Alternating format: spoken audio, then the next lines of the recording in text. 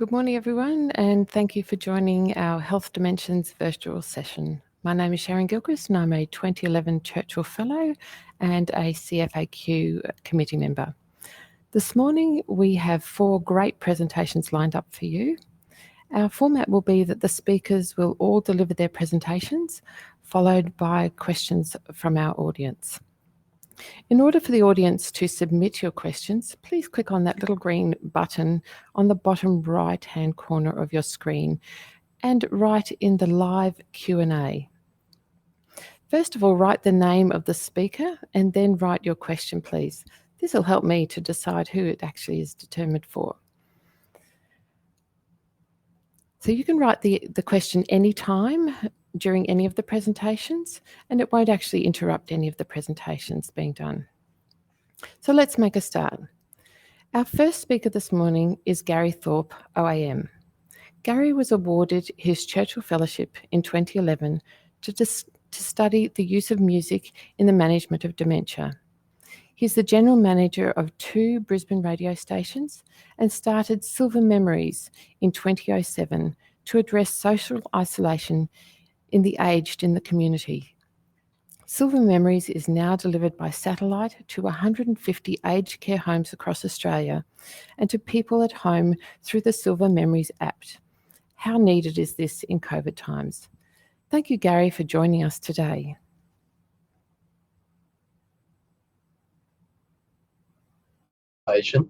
And I'd be very happy for that to run because it took a lot of effort to get it done. Hello, I'm Gary Thorpe. I'm the General Manager of Silver Memories.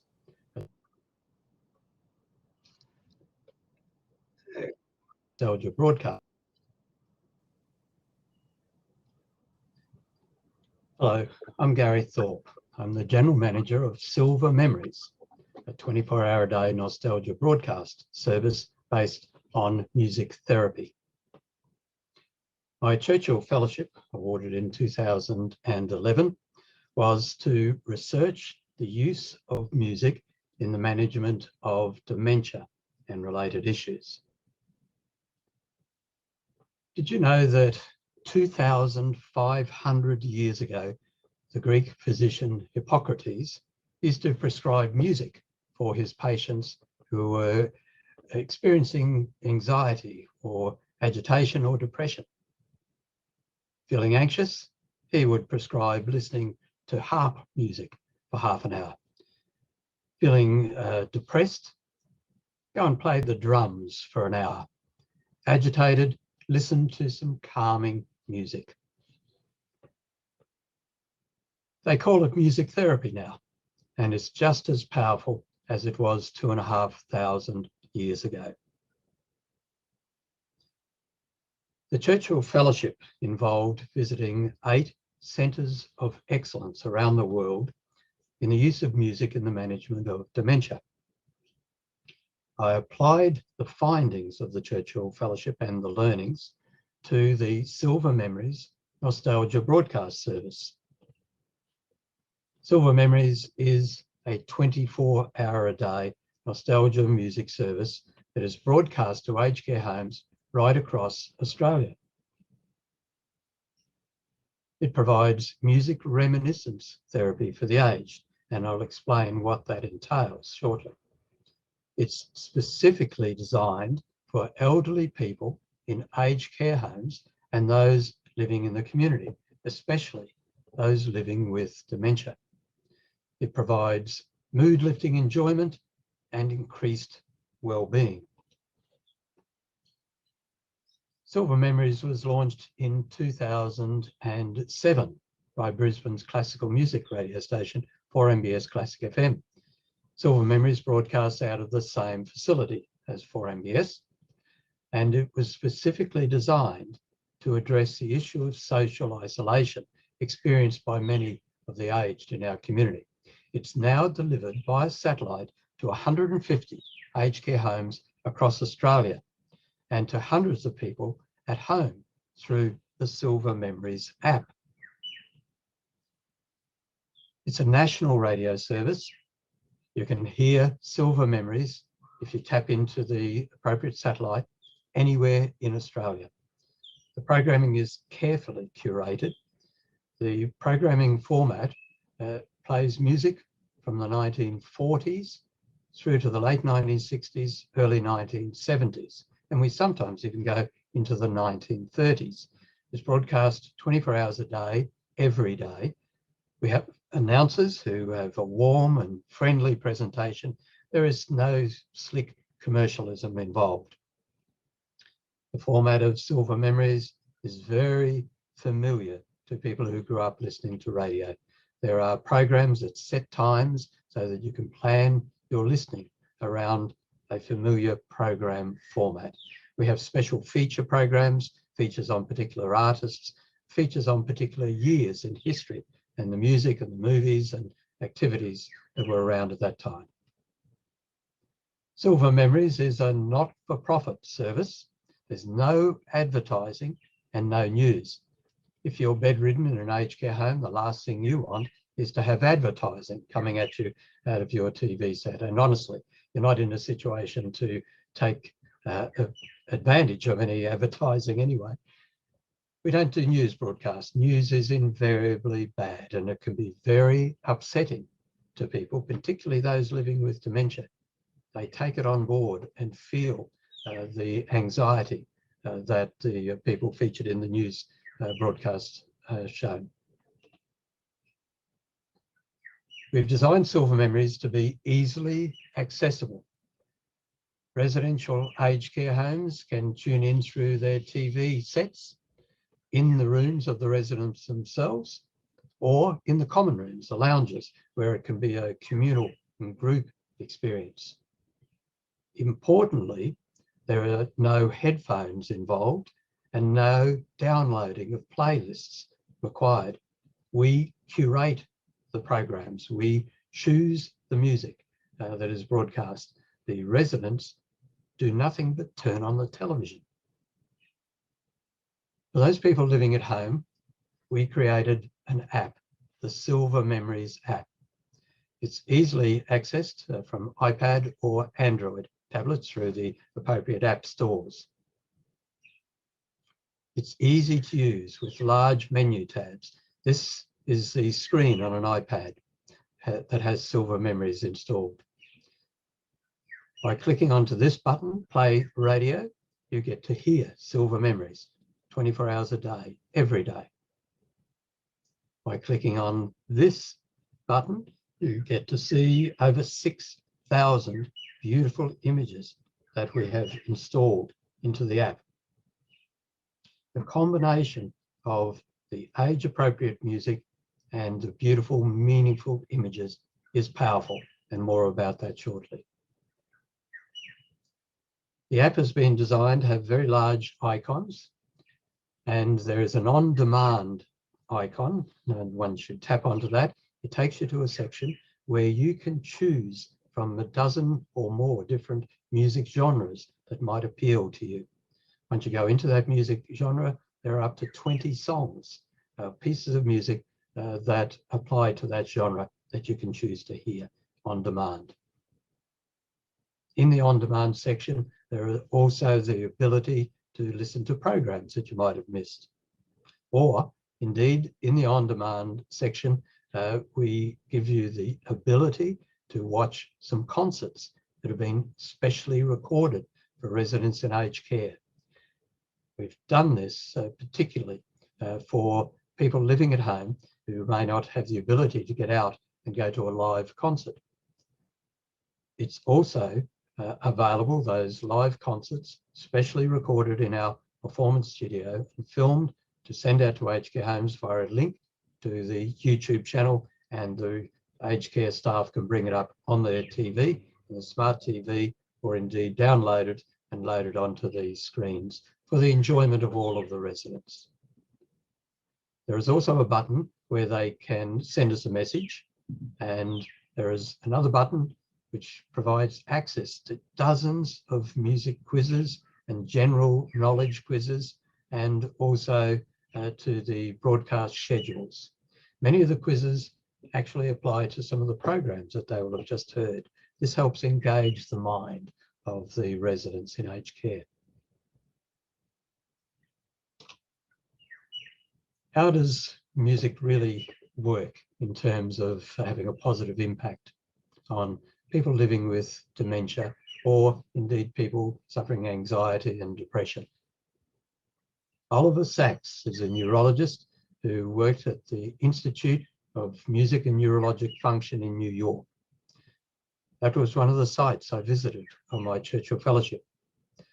Oliver Sacks has been the author of several multi-award winning best-selling books about the impact of music on the brain. And he said music imprints itself on the brain deeper than any other human experience.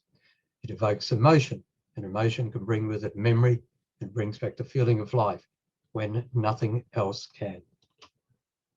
So what is music reminiscence therapy? It's a combination of music therapy and reminiscence therapy.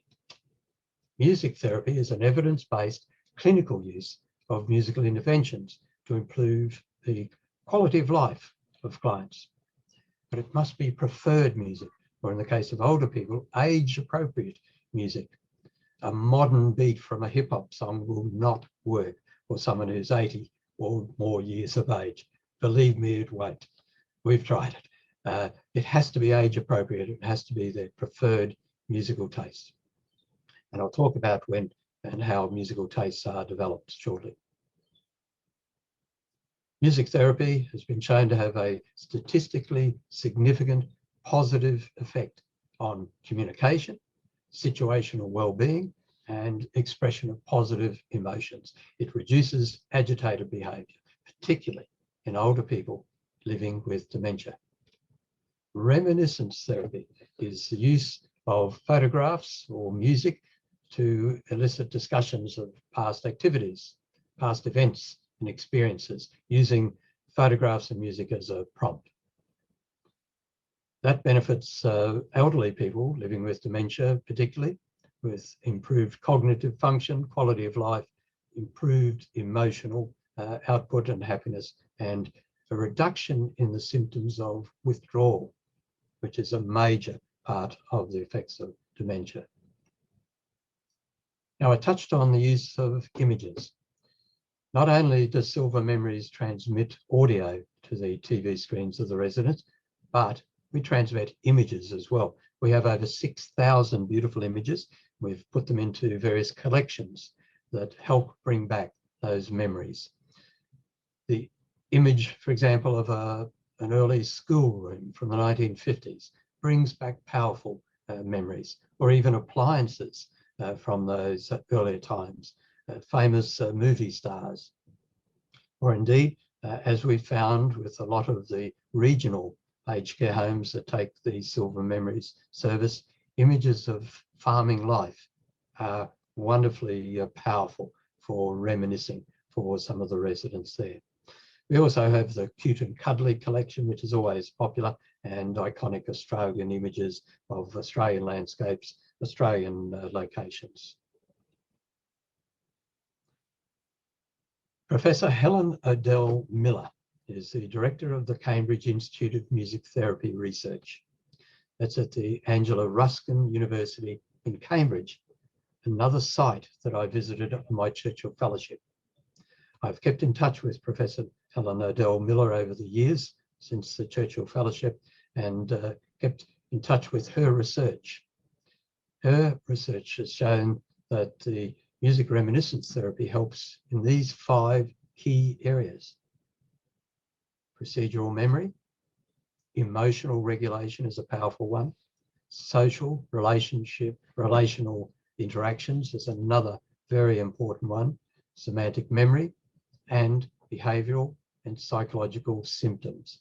Again, a significant one in terms of the impact of this therapy. I mentioned that I'd tell you about the power of music. So let's explore that a little bit now.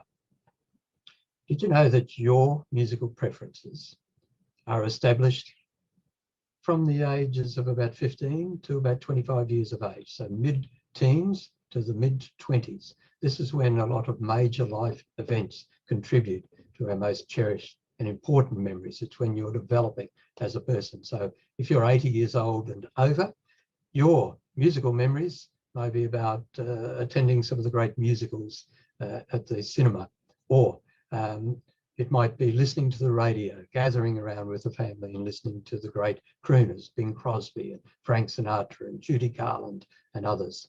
If you're 10 years younger, it might be Elvis Presley. 10 years younger again, and it might be the Beatles or Michael Jackson or the Spice Girls. For those people of 80 years and over, their musical memories are back in the 1940s and 1950s. The war years and the post-war years, a powerful time. So what does the research say about the clinical benefits of silver memories? The Federal Department of Health initiated a silver memories research project. It ran for 12 months, 74 participants, 2/3 of them female, in 16 different residential aged care facilities. With younger onset dementia, one of the residents was in the early 50s and the oldest was 100 years of age. These are the results of that 12-month-long research project. We were asked to look at geriatric depression using the Geriatric Depression scale scores. As you can see, over a 12-month period, a significant decline in depression. Initially, in that first 3 months, depression scores went slightly up, and the staff attribute that to the change of the routine. We had asked them to listen to silver memories at a set time each day. But over the 12-month period, a statistically significant decrease in depression. Quality of life scores over the 12 months went up from 34.35 to 42.02, a statistically significant increase in quality of life scores. The 3 scores through the Cohen-Mansfield Agitation Inventory also proved to be statistically significant in measuring aggressive behaviour, physically non-aggressive behaviour, and verbally agitated behaviour. Again, significant results across all 3 measures. Another research project was called Down Memory Lane. Sundowning is an important and significant impact of dementia. It's the anxiety that many people living with dementia experience in the late afternoon going into the early evening.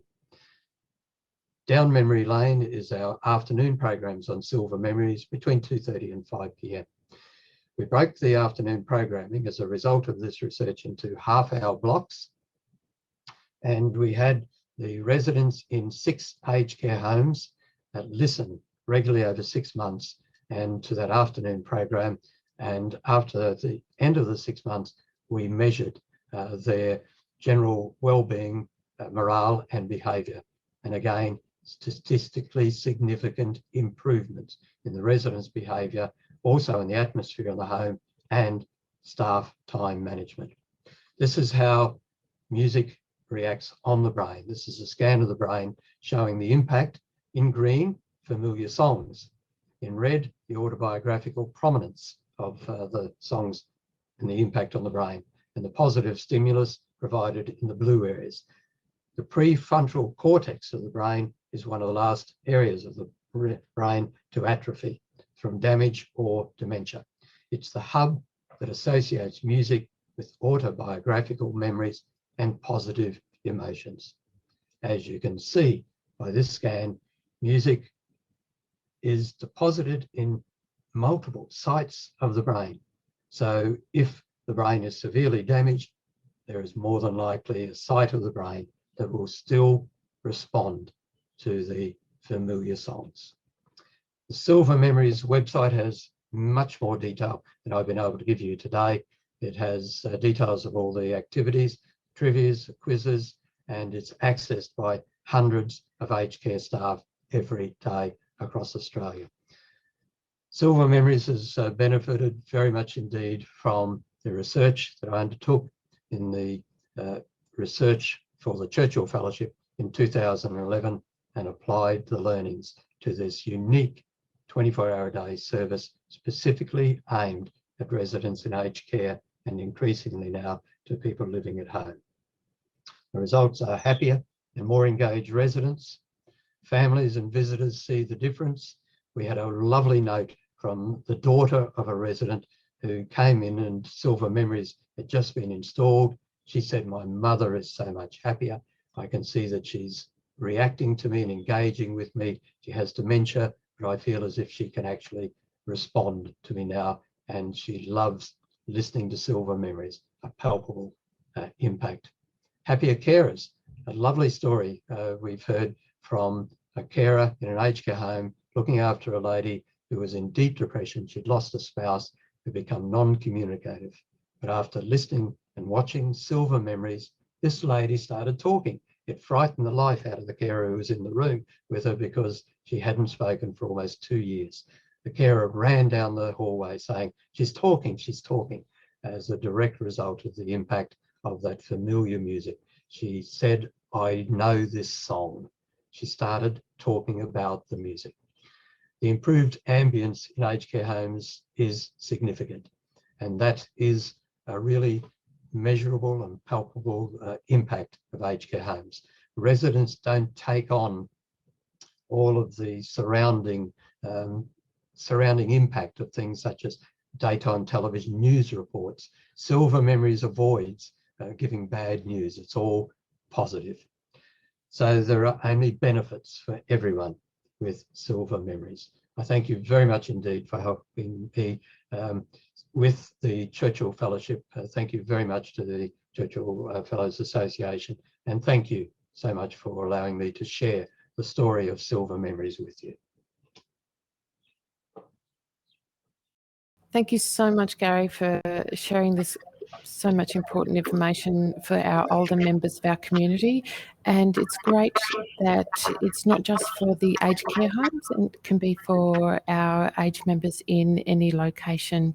And I was really pleased to hear that it reduced anxiety, and I'm sure that's been a really big thing with so many lockdowns happening and with visitor restrictions happening with our aged care homes as well too, and with isolation happening even more so with COVID. I am off to go and see what my musical preference is from my age 15 to 25, and I'm not going to declare what it actually is. So thank you so much. It's a pleasure. Thank you. Thank you so much. Okay, our next speaker this morning is Greg Turner. Greg is a 2017 Churchill Fellow. He explored ways to assist psychological adjustment of refugees in resettlement. Greg is a psychologist specialising in transcultural mental health, working at state and national levels in management and education, as well as providing direct clinical services to support refugees and asylum seekers. Thank you, Greg, for sharing your knowledge with us today and helping us to understand what people who enter our country might be experiencing. Over to you, Greg. Good morning, everyone. My name is Greg Turner. I'm a psychologist, and for most of my career, I've worked in the field of transcultural mental health with migrants, refugees, and asylum seekers. Coming to you today from our property outside Malanda, up in far north Queensland, and it's great to be with everyone today in these uncertain times. So I'll start my presentation now.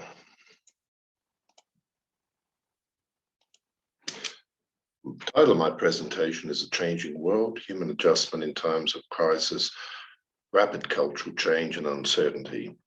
Probably sounds familiar to everybody in these times. So I think it's apt that the conference has named this theme, A Changing World, because it fits perfectly with my presentation and pretty much the study I did through the Churchill Fellowship. As I said, I'm a psychologist. I'm a principal of a consulting firm called Global Community Consulting, and I'm in private practice at the moment up here in this rural village of villagers of Atherton Tablelands.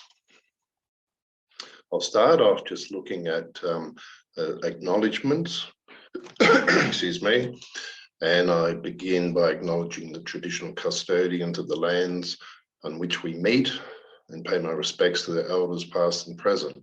I extend that respect to Aboriginal and Torres Strait Islander peoples who are here today, who are virtual, or those who are in Brisbane. hopefully. I also acknowledge the wonderful example of adaptation and adjustment shown by the Churchill Fellowship Association and everyone being involved with this convention, and in particular the efforts of Jill Bannon. I'm sure it's been a difficult road in these challenging times of a changing world. So my project, which was in 2017, I went overseas in 2018, was all about supporting the mental health and well-being of resettled refugees. The project took a population-based approach to investigate innovative models and programs of mental health support for refugees settling in countries which had similar demographics to Australia. So I limited my project to that. It explored with settlement providers and refugees in the selected countries innovations and ideas that they found to be beneficial in supporting refugee mental health and well-being, particularly in regard to cognitive processes and adjustments to life in their host countries.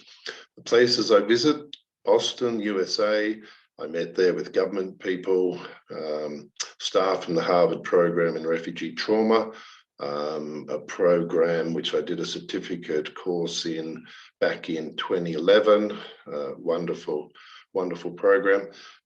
Number of refugee support organizations as well. In Montreal, Canada, again, I met with refugee settlement services and support organizations, people from McGill University, which is known as almost the home of transcultural psychiatry and mental health, and a number of researchers, many who had a refugee background. I then went over to Stockholm in Sweden and some small towns outside of Stockholm, where I met with refugee support organizations again, some extremely innovative, people from the Karolinska Institute, another place which is well known for its transcultural mental health, and a number of researchers from various universities. Went to London after that, again, refugee support organizations and people from the UNHCR and also the Refugee Council of UK. Then ducked over to Berlin and met with researchers and clinicians. The interesting thing to note with all of these places I went to, the people I met with, is we lived, even back then in 2018, pre-COVID, but a rapidly changing world in regard to refugees and refugee settlement. Governments changed and so forth. And so how governments provided and supported refugees was rapidly changing. Some of the major issues facing refugees, and these come from the people I met with in my Churchill Fellowship, but I guess also the refugees I've worked with. First, it's important to note that there are many contextual differences across refugee and migrant groups, but with refugee groups, we can't put them in one homogenous kind of bowl. Depends on many things. For example, whether there are offshore refugees, got refugee status in other countries, or whether they came to Australia as asylum seekers and got refugee status here in Australia, particularly before Australia's harder stance on asylum seekers, whereby they're taken over to Nauru or Manus. But before that, many refugees came, got their refugee status on shore. There are rationales for fleeing.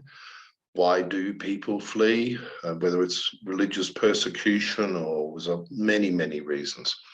There's the refugee journey, which differs for many people. Boats, cars, planes, which is the most predominant way of leaving. Was it orderly? Was it not orderly? What was the reception like in the new country? Their language, did they have English, or they speak a language that's quite different in many ways to English? Some people, I worked a lot with the Karen people from Burma. Many of those had no language skills, very minimal language skills in their first language. So learning a language is different, levels of education, so forth, and on it goes. But across all the groups, the number one issue facing refugees is uncertainty. was uncertainty. From the moment they decide to leave their country and flee, no matter which way they do it, it's uncertain. When they arrive in their host country, their future is uncertain. It's also unpredictable. People make predictions, they anticipate, but of course, it's very difficult to predict accurately. So the world is full of unpredictability. Number one issue. Losses, many losses. So loss of former homes, jobs, friends, language, culture. They arrive in a new homeland with nothing. Just have a suitcase and that's it. They then face a whole process of acculturation and adjustment to their new country. And that's not just for themselves, but across their family group as well. They then need to fairly rapidly try and acquire language. And as I say, learning English is not easy, particularly if you're particularly writing English as well. If you're illiterate in your first language, it's going to be pretty difficult to pick up another language in another country. Next one, why it's bolded, is because is lack of agency. And that's bolded because virtually everyone I spoke to in my fellowship tour, refugees, service providers assisting them, spoke of the issue of lack of agency. And so where someone has no control over their own life, it brings many problems, and they develop almost a victim mentality, and things are done for them when they really want to be able to contribute and do things themselves. And of course, poverty, not having a job, finding it very difficult to work. Employment is one of the number one issues. And so poverty, and that might be a very different thing for them. Many, it could be something they've lived with their whole life. Another big one is the family back home, and that's something that people dwell on all the time. It's a big issue that many people spoke to me about. You can imagine, for example, in Afghanistan now, what's happened there now, Afghan refugees are extremely worried about family members, and that can re-traumatize them and so forth. So findings, so what supports all of these issues? Findings from the fellowship study show the population-based psychosocial programs that support adjustment processes can be very helpful. So acknowledging that people are adjusting and helping them to be able to adjust both cognitively, financially, housing, so forth. See people as a, excuse me, see refugees as a resource rather than a burden. Many refugees spoke of this, that they felt that, you know, they were just brought here and let's help these poor refugees by bringing them to Australia, and then that's it. But they would like to be seen as a resource, and they should be. A focus on the present and the future while acknowledging the past. Again, many people spoke of this almost victim mentality in the poor refugee. And often people seem to focus on the past to them, and refugees keep saying all the time, what about now? I need, you know, help right now, and I want to have a future and look to the future. So focus on supporting a sense of agency, a sense of purpose in life, where you have control over your own life. Supporting resilience, building resilience, empowerment, and this kind of an adaptation of self. I remember one lady saying to me that she felt that she had left herself behind back in her country of origin, and she had no self. Her self was gone. It stayed somewhere else. Another thing that came up in UK, which I think is quite good, and it's bridging social capital. So establishing social networks between socially diverse groups and organisations to enable what are previously unrelated community groups to connect with one another strengthens overall social fabric. I think that would be very useful here. In Canada, it's probably fairly well known. In Australia, we are moving towards this, excuse me. but private community sponsorship. So these small groups, called groups of 5 in Canada, where they mobilize community resources, link newcomers to wide aspects of community life. It's an excellent way to go. I fully support that. And I have been in touch with the people in Australia who are doing this now. Language classes linked to vocational training with employer sponsorship. So rather than people just going to learn all the intricacies of, in our case, English, which is a difficult language to learn, what they do in Massachusetts is just link them to vocational training, so learning English related to that particular vocation. So where people are having trouble with memory and this acculturation, rather than their brain getting flooded and finding it difficult to navigate all of this kind of drip feed. So you learn this specific kind of language first, if you like, then over time you can learn other language, but at least it gets you into employment, which brings money and agency and all those other things. An officially sanctioned activated welcome to refugees immediately on arrival. So acknowledging them, making them feel welcome, that they're wanted again as a resource.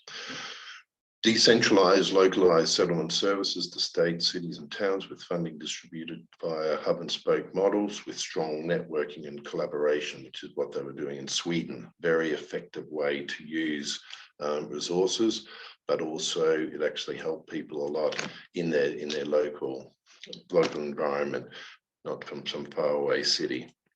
So how about we now generalize some of these findings to broader human adjustment in times of crisis, rapid cultural change and uncertainty. And what better way to do that, of course, is to think about the pandemic. So first, just going back a bit, I mentioned the culture of stress, which is the letting go of a way of life that no longer fits with the changed environment and taking on a way of life that suits the changed environment. So it's about rapid human adaptation. Number one, as I've already talked about with refugees, so here's the commonality, uncertainty and unpredictability. In this time of the pandemic, we are filled with uncertainty and we can't predict. We don't know exactly what's going to happen, despite people craving that and wanting that. It's a forced change, same as for refugees. It's not what people want, but it's got to be done. Things have to happen. There's a resistance to change. People don't want it. They want their life to stay the way it always was. There are feelings of isolation with shutdowns, loss of connections, loss of liberty, there's a loss of money, so financial loss, jobs, etc., etc., etc. There are a lot of losses that need to be acknowledged. There's frustration, and people, human beings, don't like frustration, and that can lead to stress and anxiety and so forth. People have what I would like to term unreasonable hope. So they have a hope that is not particularly achievable quite often. So the hope is not necessarily reasonable, and people indulge in an unhelpful thinking, which is basically that kind of thinking where you have no control over the situation, but you keep ruminating about it anyway. Surefire way to anxiety. Acceptance, finally, people accept and then, of course, make the best of the situation.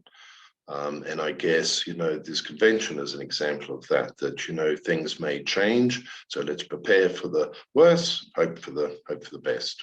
So learnings from refugee resettlement internally for individuals, if you like. So manage uncertainty, deal with it, acknowledge that it's there. Focus on what can be done, not what can't be done. Practice reasonable hope, humble hope, smaller hopes, daily hopes. Continually adapt to this ever-changing environment. Maintain personal agency, a control over your life and sense of self in relation to the environment. So as your environment changes, you need to change with it. Learn to manage ambiguity. We don't know what's going to happen, and that's the way it is. See change as an opportunity to learn and grow. People can learn. Nelson Mandela survived all those years in prison by learning. He got his law degrees while he was in prison. He was a boxer. He kept exercising constantly, and as his world shrank, he adapted and changed with it. In this way, he maintained his mental health, kept his sanity to, of course, come out and become the president of South Africa. So find meaning in the changed environment, maintain dignity, humanity, maintain physical exercise, use time positively. So what are some external learnings? That is government and so forth. So provide acknowledgement. As I talked about with the refugees, acknowledge people suffering, there is pain, there are difficulties. Avoid making false promises. Many refugees said to me on my trip how they were led to believe certain things were going to happen, and when they didn't, of course, they crumbled and withdrew and had a big negative effect on their mental health and well-being. Don't attempt to provide certainty when there is uncertainty. So there is much pressure on government and other authorities to provide this kind of advice and roadmaps and so forth, that this is going to happen. It's a mistake to provide certainty, because people will only get let down when it doesn't happen. So people need to learn to be able to manage uncertainty, and government needs to be able to lead that and support that. Recognize and promote individual community resilience. There is resilience, and we see that, and that should be brought to the fore as examples to people to show that this can be done. People can grow and be resilient. Avoid pathologizing. Acknowledge stressful life events and provide appropriate support. Many refugees, all of the refugees pretty much, I came across, I talked with them on the Churchill, but also at home, said how they really dislike this kind of pathologizing, putting it in a box, a disorder, a label. They're people. There are people who struggle with stressful life events, and that needs to be acknowledged, and appropriate support. I'm not saying don't support, but the appropriate support for that. Find creative ways to support agency and opportunities, provide innovative funding to prevent poverty. If people are out of work, their businesses aren't bringing any money in, they're losing their business, so forth. So we need to be able to support that. Acknowledge diversity and support. Across Australia, there's a whole diverse range of impacts of the pandemic, and that needs to be acknowledged. Promote adaptation and adjustment to the new reality, because that is the reality that we all live in. So just the final word, only uncertainty is a sure thing. Certainty is but an illusion. So thank you very much. So that's my presentation. Thank you so much, Greg, for that wonderful presentation, enlightening us to the plight of the refugees when they come to Australia, and giving us some really great insights into how individuals and wider organisations can support people. It was really interesting to hear things about acknowledging the strengths of the refugees when they come to Australia, and because I'm sure we all feel a lot of compassion for them, but we all, and sometimes that can actually overrun the thoughts that the people that actually come here actually have a lot of strength and bring a lot to our country. So that I think that's really important. Really also interested in that community linking model, and especially we have such a great country and many different settings. So hopefully that will go ahead and be put in place in many different settings and many different areas, because we've got such a great country and can offer a lot for our refugees that come to our country. So thank you so much again, Greg. Our third speaker today is Michael Power. Michael is a social worker and was awarded his Churchill Fellowship in 2016 to study the use of restorative practice in mental health services. Since his travels, Michael has implemented Australia's first trial of an innovative approach to respond to threats and incidences of violence in inpatient and community mental health services. We look forward to hearing Michael's uptake today. Thank you, Michael. Hello, how are you going, everybody? My name is, and thank you, Sharon, and thank you for all of the colleagues that are presenting with me this afternoon. I'd just like to thank the Churchill Trust for putting on this convention and the opportunity to share some information with you today. And also, ideally, I wanted to share this information so that if you have an ongoing interest, very much to contact me afterwards.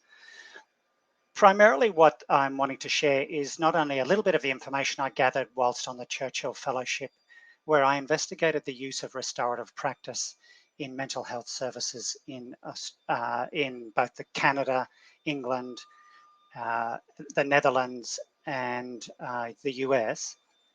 But more primarily, I wanted to focus on how restorative practice, how I've been able to implement that for the first time in Australia in both a secure mental health service at the Prince Charles Hospital and a community mental health service at Nunda in the north of Brisbane. So firstly, I just wanted to acknowledge the traditional owners on whose land we are gathered today, the Turrbal and the Yagara people, and the elders past, present and emerging, and also the Aboriginal and Torres Strait Islander people who are joining the convention, and also the Aboriginal and Torres Strait Islander people where you are today. I'd also like to particularly thank Dr. Brian Wilson and Dorothy Wilson, who provided the funding for the Support the Churchill Fellowship that I completed in 2017.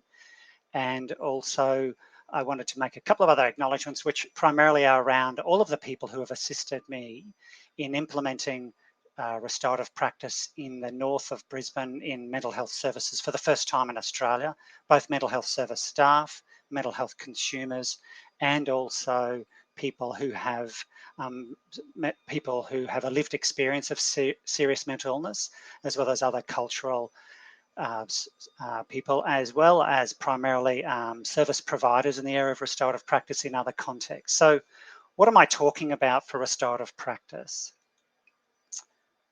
So restorative practice is a process whereby people where there's been harm to another person, so violence, where that from violence from one person to another can often be assisted through a process where people voluntarily wish to come together and have some sort of facilitated communication between the person who's been harmed and the person who's done the harm, to look at where they might be able to have an acknowledgement, have an apology, and have some sort of idea of reparation or repair of relationships.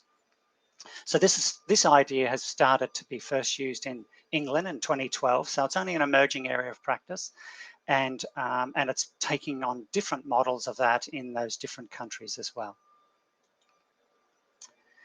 So when we think about what is the specific problems to be addressed in relation to the violence or harm in mental health services, what I'm focused on is that currently when there's been harm caused from one person to another, so the service that I lead, which is Queensland Health's Victim Support Service, focuses on assisting people who've been direct victims of violence in matters referred to mental health court and the mental health system. In that context, about 40% of those people who are harmed are family members by someone with a serious mental illness. And also probably about 30% of those people are known to that person. So the idea that it's strangers who are most harmed is really more of a community myth. Also, the other part to that is that so there's a number of impacts both for the person who's been harmed and the person who's caused the harm. The person who's been harmed often has ongoing fear about possibly the violence occurring again. There's physical, psychological, emotional, and other occupational and relationship impacts, as well as obviously a sense of accountability. So if there's police charges, people expect courts to try and address some of their needs around accountability.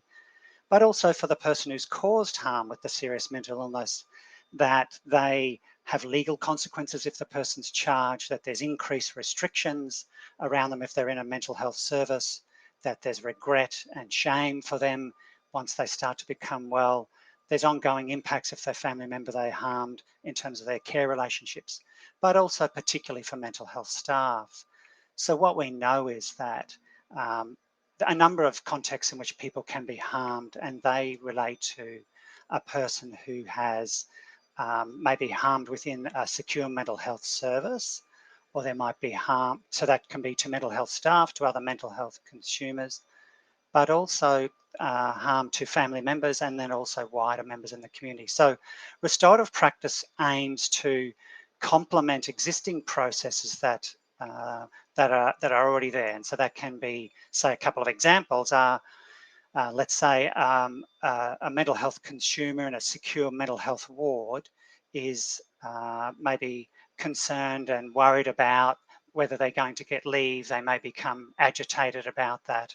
An example might be that they were being cared for by a mental health nurse who has had a long history of caring for them. They get so agitated on a particular day, they're worried about whether their leave may have some restrictions for particular previous negative behaviour. And so then they lash out and punch that nurse in the eye. That evening, the nurse goes home. Her family see her with a black eye. The following morning, her children are concerned about that. She may have some days off work. She decides not to press charges, but has ongoing fear about working with that consumer again now. So that's one example, and I'll talk about then how restorative practice can respond to these types of scenarios. Might be a young fellow, early young adult living with his mum who is concerned about how his mum is now managing his money. He believes his mum is taking more of his money as he develops some paranoia.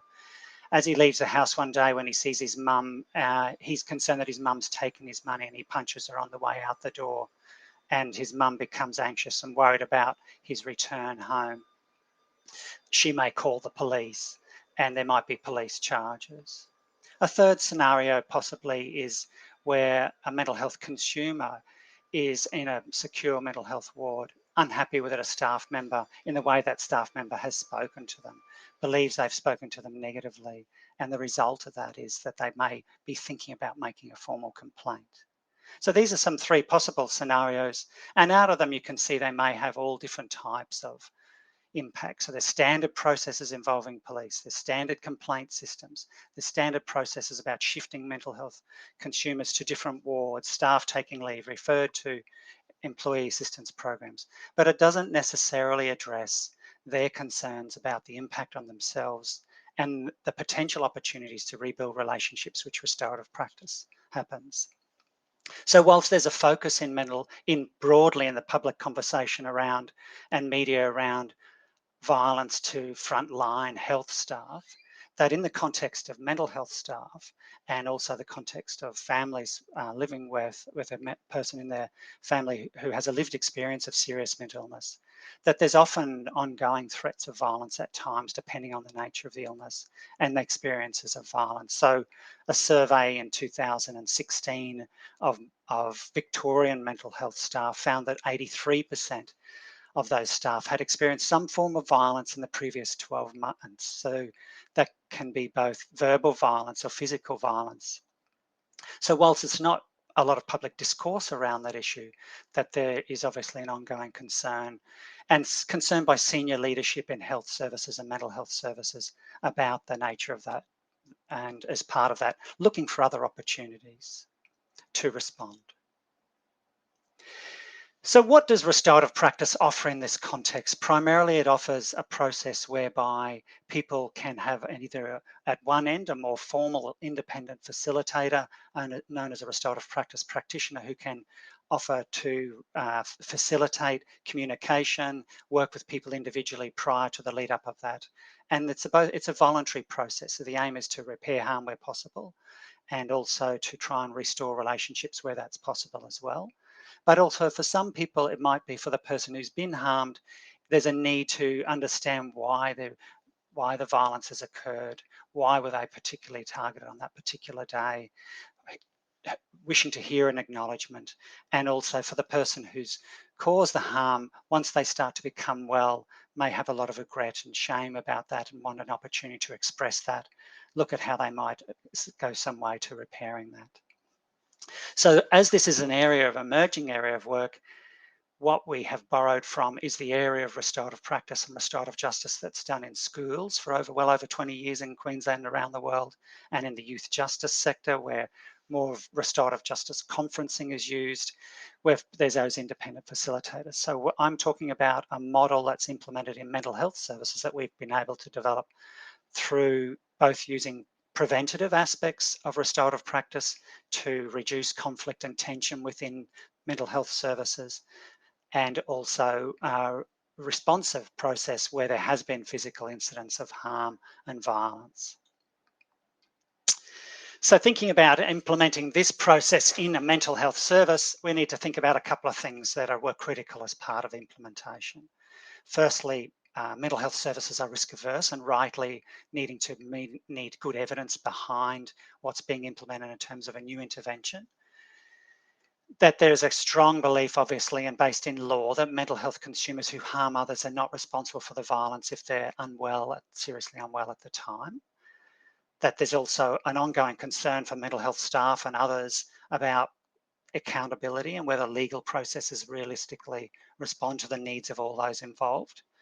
And also there's implementation challenges in health systems with multiple professions, multiple subcultures within different health units, and 24-hour rostering, to name a few. So how was I able to implement a model of restorative practice? A couple of key things which we have all talked about, I think, along the way, is harnessing our individual connections and supports. I did that in Metro North Mental Health, to which our service belongs, engaging with executive to gain their support and see how this process fills a gap that's there to respond to the issue of violence in health and particularly mental health services.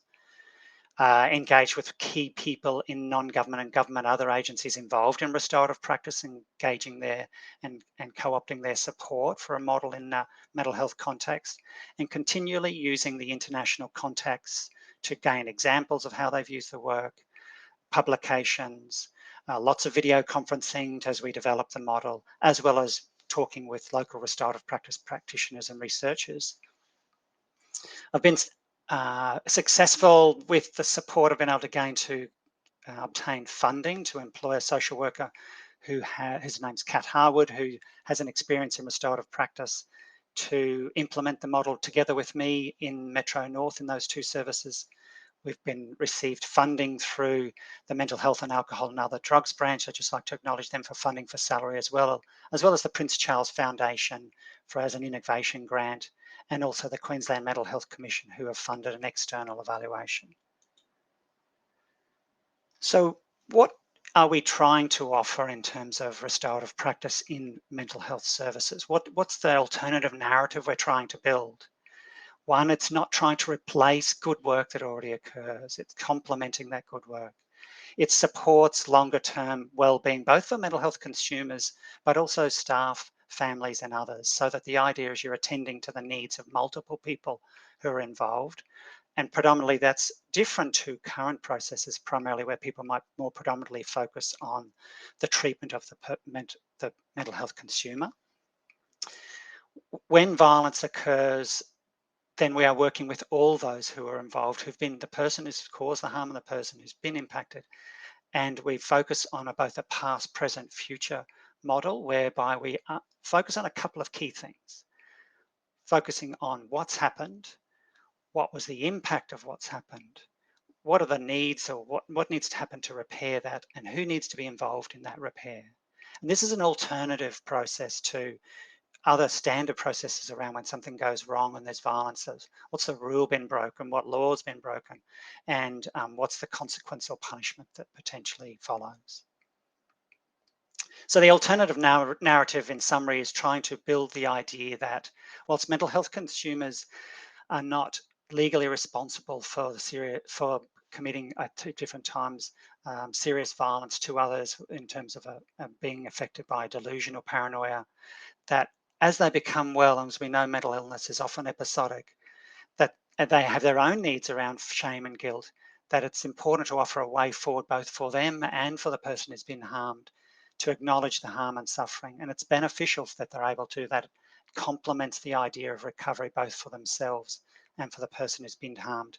And where there's opportunity, it builds on that to rebuild relationships. So where are we at in terms of implementation? So late 2019, we commenced implementation at the Prince Charles Hospital in what's known as the Secure Mental Health Rehabilitation Unit.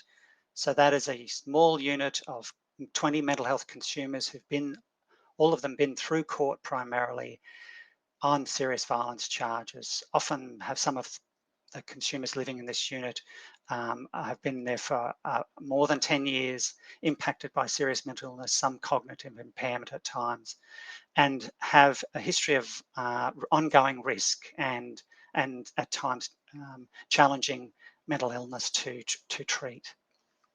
In that service, there are higher levels of violence to staff when compared to other mental health services in Metro North. And so that the Prince Charles Hospital mental health executive put up their hand to say, we want a of practice process to see what impact or positive impact it could have. And also we wanted to trial it in Nunda Community Mental Health Services. So whilst there's 35 mental health staff supporting on a 24-hour roster basis in the Secure Mental Health Rehab Unit, there's 23 mental health staff in the Nunda Community Mental Health Team, supporting over 280 mental health consumers living in the community who are on various forms of orders, but have ongoing risk to themselves and others. And there's an important focus on returning and supporting people back to connection with community and maintaining their illness, maintaining effective treatment. So what is the model that we've developed in collaboration with other government and non-government agencies and adapting the ideas gathered from the Churchill Fellowship opportunity? Firstly, we searched and developed an evidence-based model using the research from other contexts. We developed a set of principles in consultation with staff and mental health consumers. We had a focus both on the idea that we're restoring opportunities to restore self, colleagues, clients, and the community. We use this idea of a social discipline window. So where at all possible, we work with others rather than to or for, or being neglectful in a way. And we implemented a continuum of restorative practice so that we have both preventative strategies and strategies that respond when there's serious incident of harm. When we wrap all that together, we have this idea of building a restorative ward within the Secure Mental Health Rehab Unit. And we also do this through a partnership with the Department of Justice and Attorney General, who provide the external restorative practice facilitators for those more formal meetings. In a nutshell, this is the model.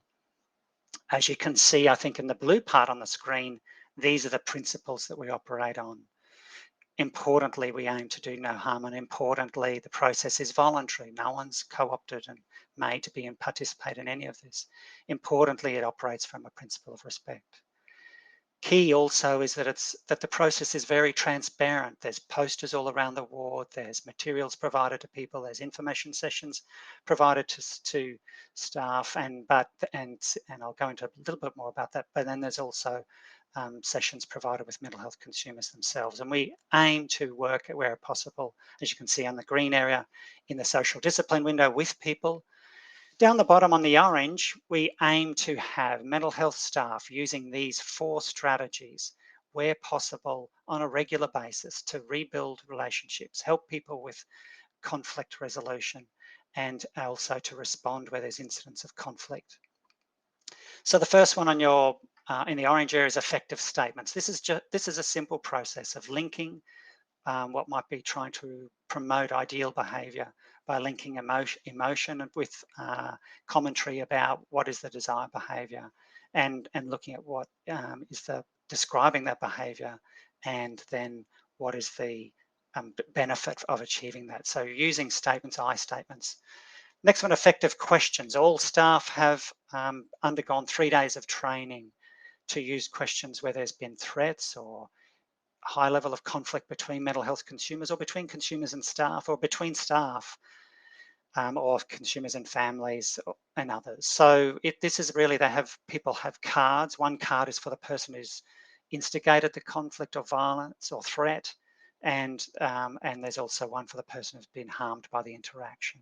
So they focus on those past, present, future, by what happened, what was the impact of what happened, what do you need to repair, or if you've caused a harm, what could you do to assist in repairing that, and what efforts are you going to make to do that? This can be done with people individually. You don't necessarily need to do things jointly with people. Where there's an opportunity and the timing is right, it might be important to do something more quickly. An example of that then from that earlier, a couple of examples I gave, you could do something more quickly where if where a mental health consumer felt harmed by the words of a staff member, there was an opportunity then to use an impromptu meeting with a trained staff member and support for both the staff member and the consumer involved as an alternative to a formal complaint, was to use that restorative process. What happened, what was the impact of that, what needs to happen to repair that, and who needs to be involved. And that process was used to respond to that type of scenario.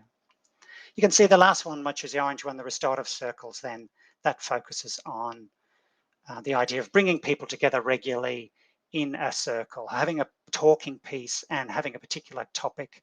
So it could be tensions within the secure mental health rehab unit.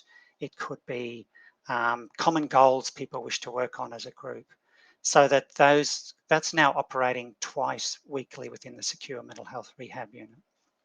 Final one now on the right in the blue separate is where there's a more serious incident and an external facilitator is brought in from the Department of Justice and Attorney General. They work with people individually as they prepare for more formal meetings or a meeting, and communication. With all of this, as you can imagine, it required good governance to have good engagement with senior leadership and management to make sure that there was ongoing support and that both through a steering committee, teams within those two teams to drive implementation, there's an evaluation group and formal agreements between the different agencies involved. Key part of implementation is there a social worker we're able to employ to drive the process from our team and be in those teams regularly, mentoring, discussing, being in any team possible. And you can imagine 24/7 rostering, then taking every opportunity to talk with people, collaborate in developing resources. Importantly, we designed and co-designed with an external trainer 3-day training, and we've run 4 3-day training workshops for staff across between late 2019 to early 2021, and hampered by COVID at different points, but we got there in the end. Training manual developed and provided, and so there's been collaboration in developing posters, videos, pamphlets, other types of supporting documentation. This is an example of a poster used around COVID. As you can imagine, the earlier I think I might have mentioned an example, and if I haven't, then the idea of using effective statements, where if you can imagine in a secure mental health rehabilitation unit, being told to wash your hands regularly, being told to stay distant from other consumers in the unit, being told what to do, feeling like each day is a recipe for rising conflict. So this poster sets out, here's some ideas and put up in the unit, here's some ways we can all talk to each other about this. So simple thing, matching the emotion, I'm really pleased, connecting with behavior. I'm glad you remembered to wash your hands today. And then what's the positive outcome of that? It's really helpful that you've done that for us and for yourself. So what's happened so far? We've run the training, as I've mentioned. There's a growing, but it took a big challenge at the beginning, a growing use of all of those different preventative aspects of restorative practice. And a lesson learned is really the more people have been trained, the more momentum has been built. And now there's regular use of effective statements, effective questions, and those informal meetings. And circles are being used not only for mental health consumers in the unit, but Nanda has been using them for what we might call client meetings along the way, or so client review meetings, where the staff gather and try and look at how they might share and pool ideas to where there might be more complex client needs. And finally, there's been now some more recent trickle of requests for more formal practice meetings. So one of the learnings is that staff really jumped onto the idea and were interested in the idea of preventing violence. Were less thought maybe less applicable was the more formal meetings. But over time, that has changed as well with more recent referrals. So what's been the impact of this? So there's been a lot of interest now from Metro North, other mental health services. The human resources area are now interested in adapting the ideas to respond to staff conflict in different other units, not just mental health units. We've been collaborating with Gold Coast Mental Health Services as they are going to be developing a new secure mental health rehabilitation unit, but also on some other areas with the Gold Coast. We've had a lot of liaison historically with the Thomas Embling Hospital, and the Victorian government is committed to the establishment and have recently recruited a restorative practice clinician. And we've maintained ongoing partnership with England and the Netherlands mental health services and forensic mental health service staff around and trainers around implementing restorative practice in a mental health context. And now that's extended to New Zealand and Canada, who are also implementing restorative practice in other health contexts. So whilst we aim to do some of those formal things like share publications and develop resources and share them wherever we can, it's helpful to acknowledge that none of this would have happened without the opportunity provided through the Churchill Fellowship, and that we've been able to continue and grow a network of other like-minded people involved in this area. So whilst it's an area that's not well known about in terms of restorative practice and its use in mental health, and it's only new in Australia, my aim is really to continue to support and develop this in other locations. So with that note, I'm very happy to share information for people who want more information. And I think some of the common challenges we all experience in the area is about cultural change and is about developing a new narrative to address particularly complex societal problems.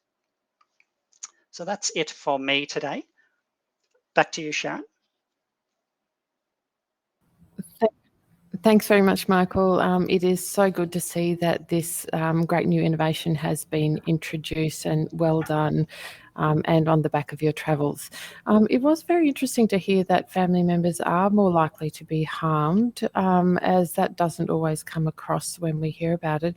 And I guess we would truly appreciate the impact that would actually have on people's family unit ongoing. And I'm sure that you will continue to work ahead and over time to expand the great work that your North Brisbane region services have done to all those other places. And it really, truly does represent a cultural change for the positive. So, great work they've done. Well done. Thank you. Okay. So our final speaker for this session is Chris Carty. Chris is a 2017 Churchill Fellow who is the head of orthopedic research across 3 hospitals, focusing on contributions to research and clinical service delivery for the application of engineering principles in the clinical management of patients with movement disorders across the lifespan. Chris is currently working on projects related to machine learning, 3D printing, and predictive modelling to inform pediatric deformity correction surgery. We look forward to hearing from Chris and what the future may look like. Thank you, Chris. Good afternoon, and thank you for the privilege of presenting in this session today. I'd like to thank the co-presenters who've already presented for their wonderful presentations, and for you, Sharon, for chairing the session. I'd like to start by respectfully acknowledging the custodians of the lands across Australia that we meet on. I also pay my respects to the First Nations elders and valued persons, past, present and future, and recognise the strength and resilience that First Nations people and their ancestors have displayed in laying strong foundations for the generations that follow. For it is through building a joint understanding of land, wind, water and community that we work together to reduce health inequalities across the nation. My presentation today is on 3D printing for pediatric orthopedic surgery. Really, it was jump-started by the opportunity to travel as part of the Churchill Fellowship, where I visited a number of academic institutions and medical device companies across Europe, the UK and the USA, and it really did set in stone some collaborations which could lead from initial discussions of technology discussions towards research, and then into translation of findings into Queensland hospitals and hopefully further across Australia. I want to start with a typical management pathway for a child who presents to a hospital with a deformity of their lower limb, specifically the femur, or a movement impairment, which means that their walking may be slightly abnormal. First, traditionally, there's a surgical consult. Medical imaging then is sought. That could be MRI, X-ray, and or CT scan. A gait analysis may be undertaken. When we talk about a gait analysis, that's where markers are placed on the bones of the pelvis and the lower limbs, and children walk up and down a walkway within a lab that has cameras. Those cameras enable stick figure reconstructions, and then we can analyze the joint angles and the joint moments and forces that go through the joints and compare that to a typical population of an age-matched child. Surgery planning then is conducted by the orthopedic surgeon, taking into account the gait analysis and the medical imaging. I want to point out that that's generally done in isolation, though. So the surgeon will do that on their own, taking into account those separate reports from medical imaging and gait analysis. Surgical execution is then conducted in the operating theatre. The patient then goes on to a set rehabilitation program and is then seen again by the surgeon, and follow-up imaging and gait analysis may then follow 1 year post-surgery. And if additional management, whether that be orthopedic management or conservative management, is then designed. What I want to talk about today is a project that we've conducted over the last couple of years in collaboration with Griffith University and the Queensland Children's Hospital, with funding across the Queensland Government and the Australian Research Council. This project was to look at accuracy and functional outcomes of juvenile proximal femoral osteotomies using virtual surgical planning and patient-matched surgical guides. Just to step back, a proximal femoral osteotomy is a surgery that's undertaken to correct a deformity of the proximal femur. So that's just the upper region of your femur as it links into your hip joint. This can be common across many presentations, including children with Perthes disease, a slipped capital femoral epiphysis. So that is when there is a fracture to the growth plate within the femoral neck. It can then slip down, and surgery that is then required acutely, and by putting a pin up through the femoral neck. This can then lead to long-term deformities which need to be corrected by a femoral osteotomy a few years later. Also, children who present with cerebral palsy can have deformity of their femoral bone due to the aberrant forces that the muscles can pull on the bones, which can cause deformity, requiring correction into the future. So what we need to do as step one in translation of new technologies is to undertake a clinical trial. We undertook a medical device trial, or could be referred to as a phase 1 clinical trial, with looking at the safety and efficacy of new technologies. What we wanted to do was to develop a novel platform for virtual surgical planning to restore hip joint anatomy and function. This is important because virtual surgical planning allows the surgery to be done on a computer simulation multiple times in advance of the actual surgery being conducted. Therefore, it's not trial and error on the patient, it's trial and error on the computer before knife goes to skin. We then wanted to design and manufacture patient-matched surgical guides using 3D printing to enable precise surgical execution. As we go from virtual surgical planning, we can come up with an optimal surgical plan, but that then still requires the orthopedic surgeon to execute that in surgery. The benefit of having a patient-matched surgical guide allows the surgeon to have a guide for the surgical procedure. So the aim was to evaluate the accuracy of proximal femoral osteotomies when performed using patient-matched surgical guides. We also evaluated whether proximal femoral osteotomies led to improved gait function. This is important because often a surgeon may want optimal alignment of the bone, but the patient also wants to walk better, ride a bike better post-surgery.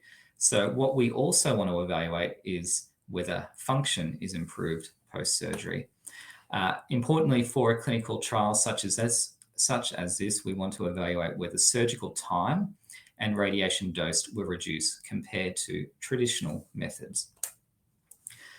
So at the start, we saw the traditional workflow. I'm going to introduce you to our virtual surgical planning and surgical guide workflow. The orthopedic surgeon will use the recommendations from our engineering department to gather medical imaging. Motion capture is then also conducted. The important part here is that the motion capture is combined with the medical imaging to create a patient digital twin. This patient digital twin can then be used to simulate virtual surgical simulations. The virtual surgical simulation is used for the 3D anatomical analysis and planning of the surgery. We then also do simulated predictions. So pre-operatively, the aqua bone, and post-operative virtual plan, the red bone. What we can see is that our post-operative plan increases range of motion in the flexion extension, abduction, and rotational planes. This is very important for a patient, for example, who may present with an issue sitting on their chair. So it may hurt their hip joint when they even try to sit down on a chair, because their hip joint range of motion is impeded by the deformity at their joint. By doing virtual simulations, we can try and optimize range of motion to ensure that that is not an issue post-surgery. Once an optimal plan is conducted, implants are selected from off-the-shelf implants with partner medical device companies. With the information from the implant, that's the CAD drawings, including all the engineering analysis of the implant and the virtual model, we then design a patient-matched surgical guide, which will assist the surgeon in executing surgery within the operating theatre. This patient-matched surgical guide, along with anatomical models, so that's 3D printed versions of the patient's deformed bone, and the cutting guide is then printed at the Advanced Design and Prototyping Technologies Institute at Griffith University, and then provided to a Queensland hospital with cleaning and sterilisation instructions, which then allow the guides to be provided within surgery in the operating environment. I want to take you through a case example to show you the full procedure. So here we have a patient with a femoral deformity on their right side, as we can see here on the femoral MRI. Their left side is actually quite fine. So this patient had sustained a slip capital femoral epiphysis and now has deformity subsequent to that. We also gather a right hip CT. You can see in this patient, this shiny section here, that's where a pin is currently up the femoral neck. We do segmentations to get our digital twin. The right-hand side is deformed, as we can see up here. The left-hand side is typical. In a case where you have a deformed side and a typical side, we can use the typical side and try and match the corrected deformity to the typical side. How do we do that? We create virtual osteotomy planes, plane 1 across through here, plane 2 across through there. That will take out a wedge, which will then allow the deformed red femur to closely match the shaded grey femur, which is the superimposed mirrored version of the left-hand side. We then choose an orthopedic implant from, in this case, it's an Orthopediatrics adolescent blade plate, 130 degrees, which allows good coverage up the femoral neck. Orthopediatrics was a key company that I visited on my Churchill fellowship. The important part about this process is the surgery isn't isolated in designing the surgical plan. It's a co-designed process. Here we have Dr. David Bade. He's the Director of Orthopedic Surgery at the Queensland Children's Hospital. And on this side here, we have Dr. Martina Bazan, who's a surgical simulation engineer who has undergraduate masters and PhD in musculoskeletal modeling and orthopedic biomechanics. These two then work together to co-design a virtual plan for an optimal surgical plan, which can be executed in surgery. To guide the design of the guides, we first create a base platform. There then is a lift-out guide, which will allow the guide wire to be put up the femoral neck. That then allows the positioning for the chisel, which goes up the femoral neck. There is then cutting slots for the saw blade to go through to create a three-dimensional wedge, which will allow the deformity correction. But before that osteotomy is completed, pre-drilling of the screw holes is also positioned to ensure once we have two floating segments that they can be put together in the way the virtual plan has been designed. As I mentioned, these guides and the anatomical models are then manufactured at Griffith University using a biocompatible polyalamide powder, which is essentially nylon in medical grade, and then provided to the Children's Hospital with cleaning and sterilisation instructions. So for the clinical trial, there were 13 surgeries performed, 6 different surgeons were involved, and 2 types of implants were utilised. To assess our first aim, we wanted to look at the 3D accuracy assessment of the residual error. So essentially what we wanted to look at is, compared to our virtual plan, how close did the surgeon get in terms of aligning the proximal femur compared to the surgical plan, and the position of the implant within the proximal and the distal segments of the femur. To do that, we looked at the three-dimensional angle, and as you can see here, there's a green line, a blue line, and a red line. That's creating a 3D reference system. What we can do is compare the 3 Cartian rotations, so that's looking at the accuracy in 3 different rotations, or we can simplify that and look at a simple 3D angle, which is what I'm going to focus on in this presentation. There is also translation that occurs because once you cut a bone in 2, you can rotate it in 3 dimensions. You can also translate it in 3 dimensions.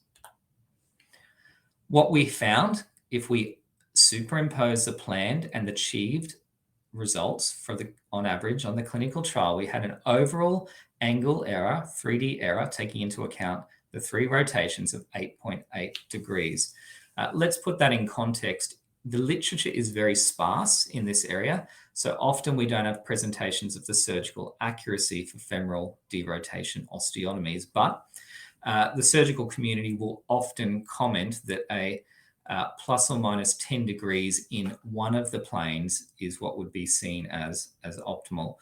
We've shown with our guide that we were able to achieve a slightly better accuracy than that, keeping in mind that previous accuracy hasn't been reported. What we did also note in the clinical trial, though, was a learning curve for the orthopedic surgeons. As they use the technology more, they did get slightly better.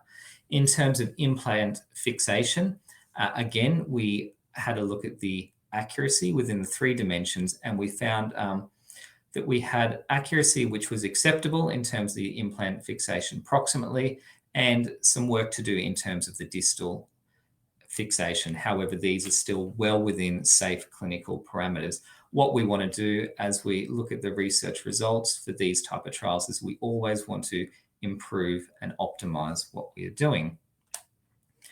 In addition to the accuracy of the surgery, as I mentioned earlier, we also wanted to look at the functional outcomes. So 9 months post-surgery, all of our patients underwent a 3-dimensional gait assessment. As I mentioned earlier, here are the markers which are placed on the thigh, the knee, the pelvis, the shank, and the foot. A digital twin is then created of the motion capture to look at how the patient progresses across the gait lab. What we were particularly interested in was, for these patients, hip joint flexion extension, range of activity during gait, hip joint internal external rotation, and the foot progression angle. So that's the way the foot points as a patient walks. Often this is a concern for parents and patients. They may have a foot that rotates inwards or outwards, which causes pain, it causes dysfunction, and this is a key finding that they want to improve. The way we measure accuracy is by comparing our results to a typical profile. So here we have a hip rotation profile, and the grey shaded area indicates what is typical. The green line here is the preoperative function of the patients. The black line here is the postoperative function of the patient. And if we look at the distance between typical and the preoperative plan and typical and the postoperative, we can see the distance changes. If we then do 100 measurements across the cycle and then average that, we get an overall metric to look at improvements in function. This is an example of hip rotation, but we do this across all joints. We then get what's called a gait variable score. So this is typical, this area down here. The further away from typical, the more dysfunction in that plane is occurring. So if we look at the overall results of this clinical trial, we can see the blue preoperative to the aqua postoperative. There was a change from high deviation from normal to lower deviation from normal. This is, if we focus on hip rotation and foot progression, we have a large change downwards. And the gait profile score, so that's putting together the scores of the affected side, and the gait profile score overall is taking into account the affected and the unaffected side. Within this metric, a change of 1.6 degrees is considered a clinically important difference.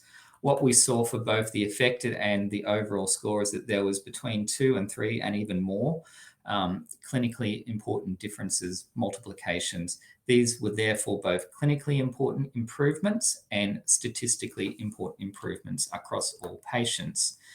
The third objective was to look at the safety and efficacy. We saw a 56% reduction in radiation dose, a 45% reduction in radiation time, and a 27% reduction in surgical time. So these are good safety outcomes. Also, in terms of value-based care, we're seeing better outcomes for the patients with a reduced time in surgery. We know that surgical time is expensive because we have the theatre staff, the nursing staff, and the orthopedic surgeons and the medical device company staff.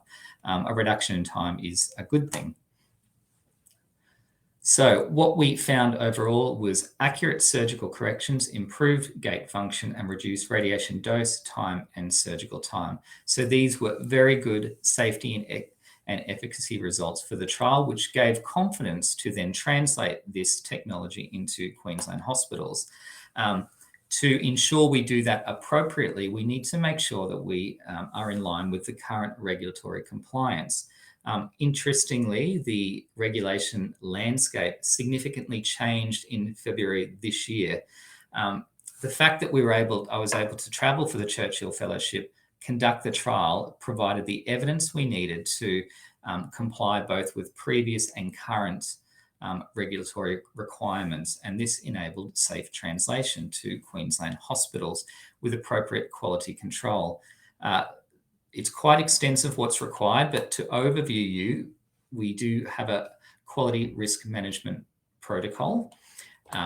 We implement a risk assessment process, and that's in line with international standards for patient-matched surgical guides.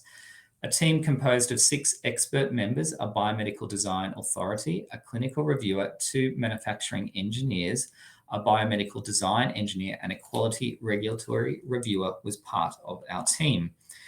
The risk identification process followed what's called a failure modes, effects, and criticality analysis combined with a 3D risk assessment approach.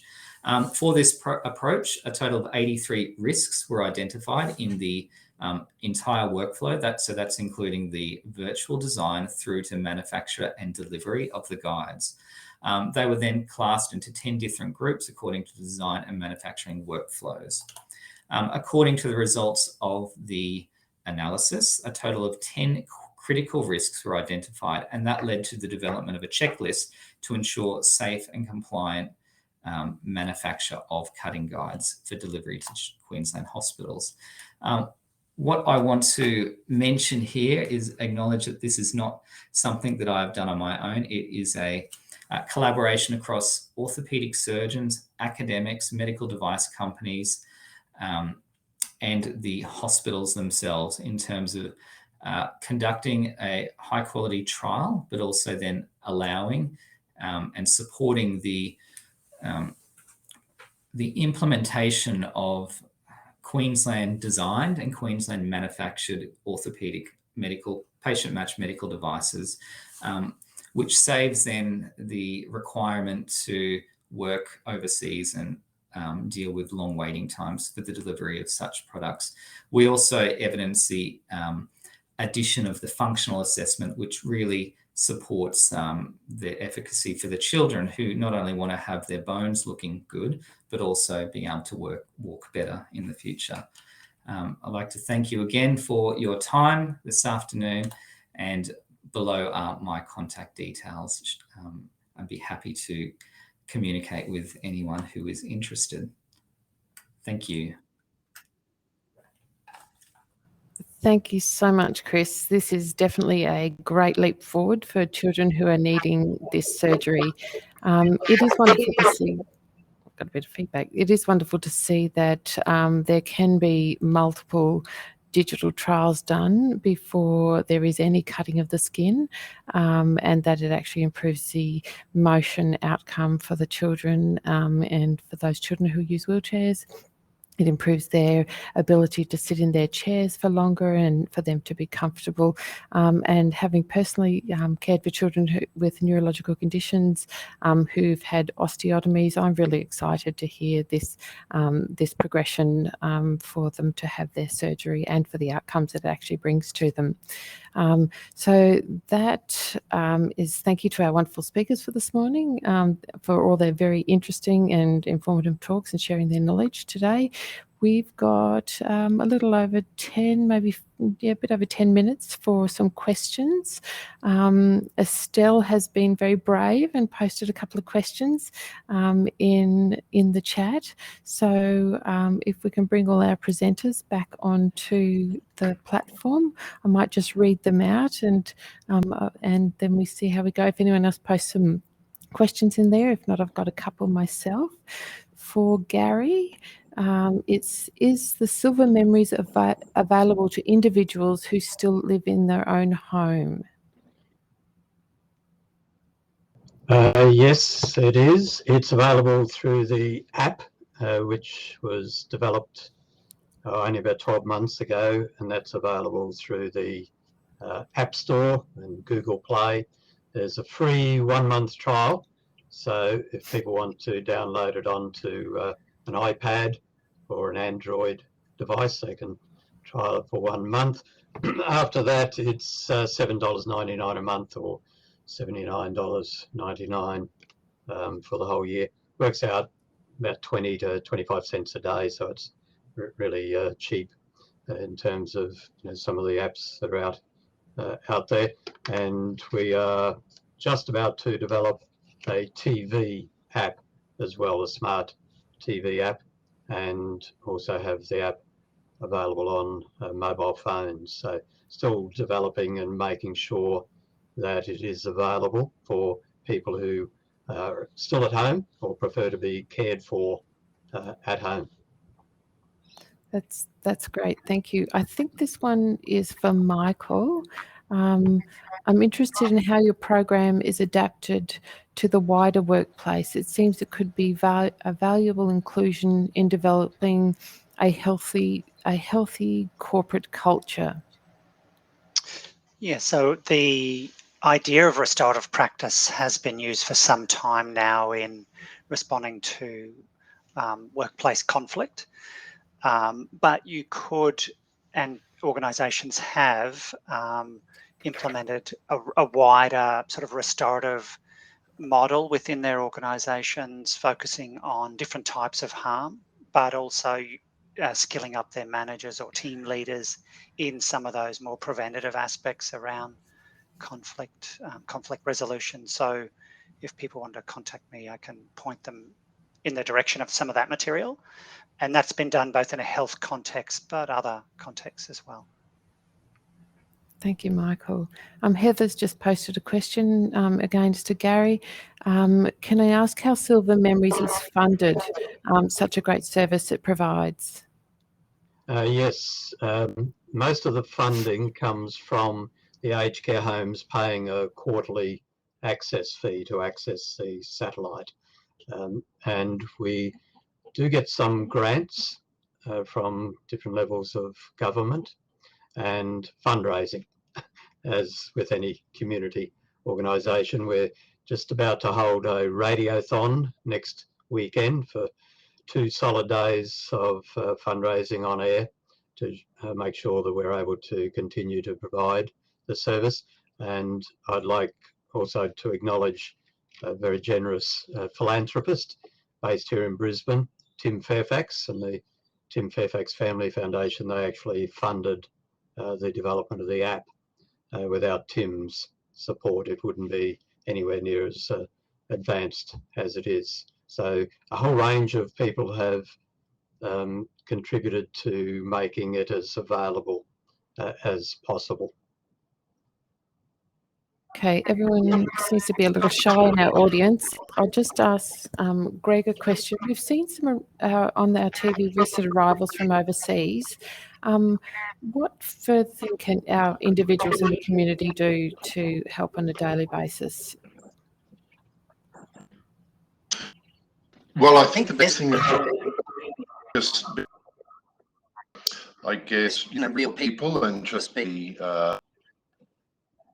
French people what's around the place, how to manage, how to navigate, so forth. Not treat people. We have to be fairly careful, and so forth. Actually, to gain that around community and just be friends with them,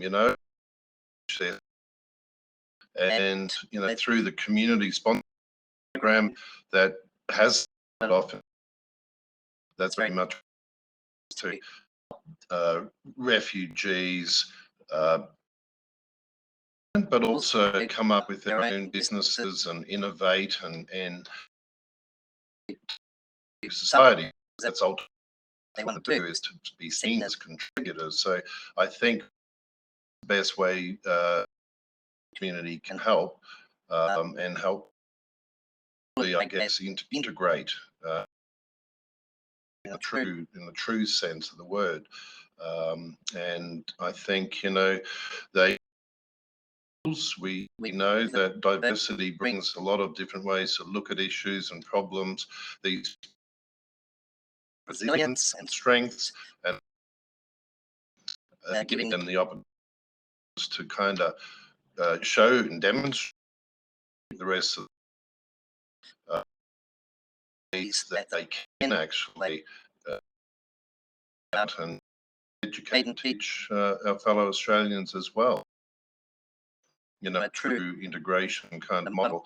And I think, listen, well, when I was in the UK, there's a big UK kind of just leaving things up to government and aid to do, but to actually ourselves as members of the community.